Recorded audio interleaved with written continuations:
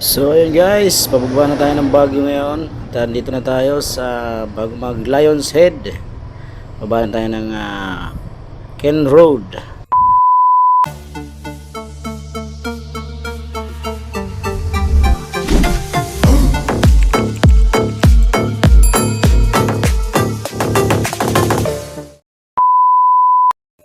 So ayun guys, dito na tayo sa may malapit na sa may ulo ng Lion, sa may Ken Road. Kasalukuyan tayong bumabaybay. Sikong-siko to guys. Medyo matraffic na kasi guys pagka linggo rito talaga sa Baguio. Ito ang iiwasan nyo. Yung mga po may balak pumunta ng Baguio hanggat maaari. Pag travel kayo dito, madaling araw. Kahit nga madaling araw, nung papunta kami niyan guys, talagang matraffic talaga. So, kailangan mo lang, medyo malakas loob mo, sumingit-singit dyan. Pero safe, kailangan safety ka. Ako kasi yung ano dyan guys, ang rides namin ng Atok Benguet. Ako yung pinaka-sweeper dyan. At kaya kailangan nating sumunod. Na guys, yung ulo ng Lion, no? Dami balak sana namin din na uminto pa sana para makapagpa-picture at dyan na rin kami bibili ng pasalubong. Kaso lang, wala kang maparkingan. Sa daming nakabantay na rin na hindi ka pwede basta-basta kung saan ka lang titigil. Kaya sabi ko dyan, nag-suggest ako, diretso na lang tayo. Doon na lang tayo sabay baba bumili ng pasalubong. Yan guys, so at saka yung mga kasama namin si Pres, kung huminto sa dyan, wala naman kami magagawa. Hinto rin talaga kami. Ahagawa natin ng paraan na makahanap tayo ng parkingan. Pero wala, nakikita nyo guys yung mga gilid niya, kalbilaan yan. Hindi na rin po yata libre yan. Kasi nung minto kami nung papunta kami nung gabi, madaling araw na pala. May naniningil na parking fee dyan eh.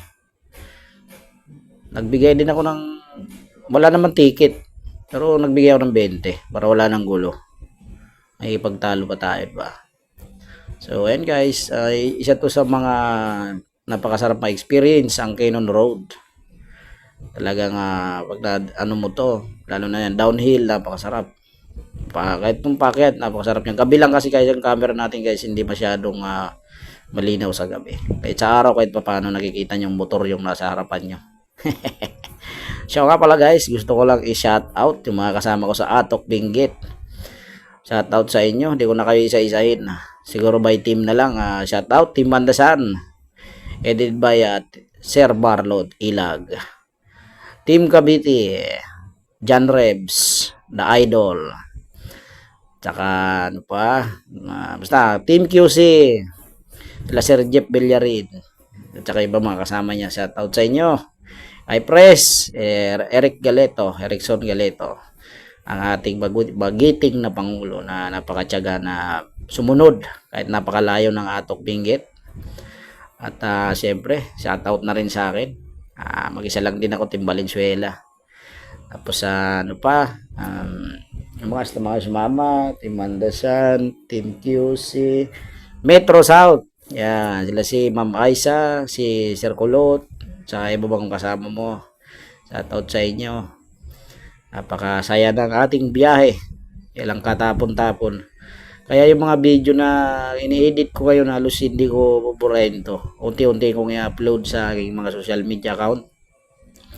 Para memories natin buo. Hindi man ako kumita sa views. Wala akong pakialam dyan. Basta yung views na ginagawa ko, itong mga video na to, memories. Kumbaga, iba kasi paiksiyan ng video sila sa pag-upload ng para kumita. Kasi pag mahaba daw ang video, wala na masyado nag-view. Pero sa akin, iba Gusto ko yung ini-edit kong video, mahaba. Kumbaga, wala akong kinakat masyado. Para yung memories na nagagawa natin, andyan lahat sa aking mga social media account. Kasi di natin masabi itong i-impukan natin ng mga memories. Memory card, nasisira yan. Like nitong nasa mga account to, naka-upload. Anytime na ma-miss mo yung mga biyahe na pinuntahan nyo, makikita mo. Pabuksan mo lang yung kung anong gusto mo, YouTube, Facebook, TikTok. Mas active tayo guys dito sa YouTube at saka sa Facebook kasi dito kumikita tayo. Sa TikTok guys, hindi ko alam kung paano mag-monetize dyan. Hindi ko naman kasi kinakarir talaga guys. Para sa akin, libangan lang to. pinakang therapy natin sa mga stress natin. Totoo lang bumiyahe ako ng biyahe na to talagang halos wala ako masyadong pera.